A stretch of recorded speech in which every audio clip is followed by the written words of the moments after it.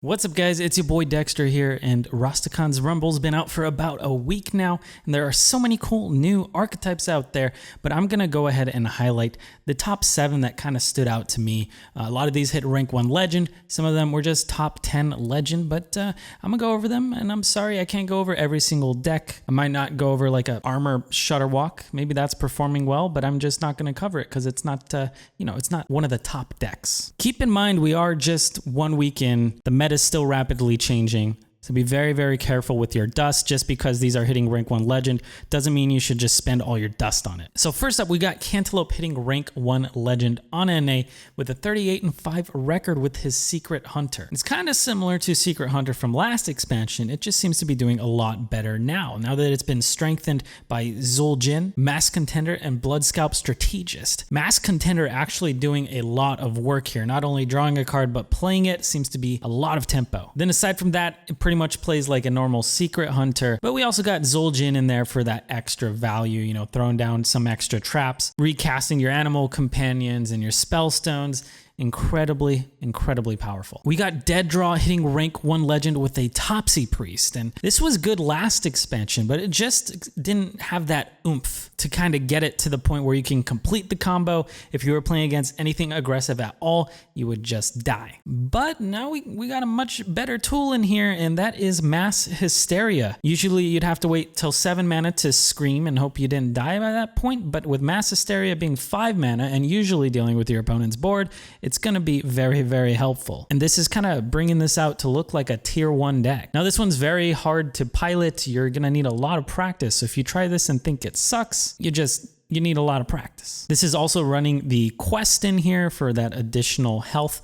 Maybe you're about to die, but then you complete your quest, you slam down a Mara and you heal for a ton. And then shortly after that, you just complete your combo and destroy your opponent. This deck really abuses test subjects to get a ton of Divine Spirits back into your hand in order to lay down a boar, make a huge boar, topsy it to give it a lot of attack, and then destroy your opponent. It's called APM because it's actions per minute. You have to be able to click fast, really think how you're going to complete the combo of making the huge boar. And if you didn't have enough APM, you will not get a big enough boar and you won't kill your opponent. So that's why it's called APM. It's hard to pull off before the rope actually burns completely. We got Dog hitting rank 1 legend using an Undertaker Druid. So this seems to be the kind of new take on the Taunt Druid. We did cover an Undertaker version in the last video, and this just seems to improve on it. We're actually running Moshog Enforcers here, just because that high health is really annoying for your opponents to deal with. And being able to pull those out with a Brocart it's great. So your Undertaker can go infinite here. Your Hadronox dies, he's going to have that death rattle, and he's also going to have the Astral Tiger's death rattle. So anytime he dies,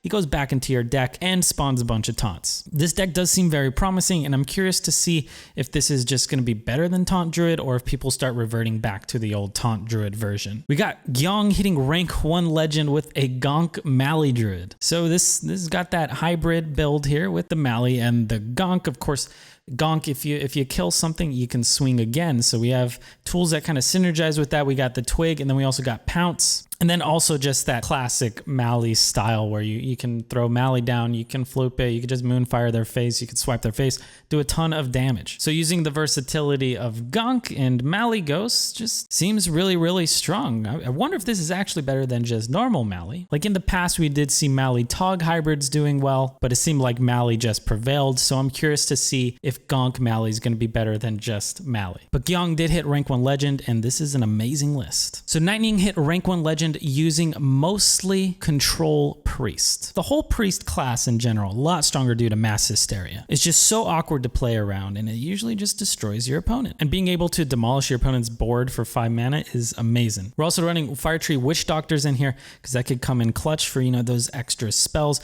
Also, it's kind of a cheap way to re-trigger your Anduin ping if that's what you want to do. And yeah, this deck's going to do a lot of work against anything that can't get too much armor. And that Geist is great for destroying a lot of the druids you'll see. And also getting rid of a handful of hunter spells, maybe a tracking, or if you run into Death Rattle, play dead, of course. All right, we got Theo hitting top 10 legend with this OTK Paladin, and this is not the Holy Wrath variant. This is just the old spawning the 4 dudes through your upgraded hero power. Once you slam down Uther, you just start pump the dudes out. You bounce them back to your hand using the Brewmasters and Zola, and then once you have 3 different guys, you just lay them all down and you press your hero power one more time and it destroys your opponent. So this list is getting a ton of support from the new expansion. Flash of Lights, healing and drawing, like that cycle is great, and the heal is just fantastic, especially if you combo it with something like Kangor. Healing for 8 is a lot. And then we also got High Priest Thekel to turn all your health into armor and then just continue healing up from there. The timeouts are so big. If your opponent can't do anything, it's really, really frustrating.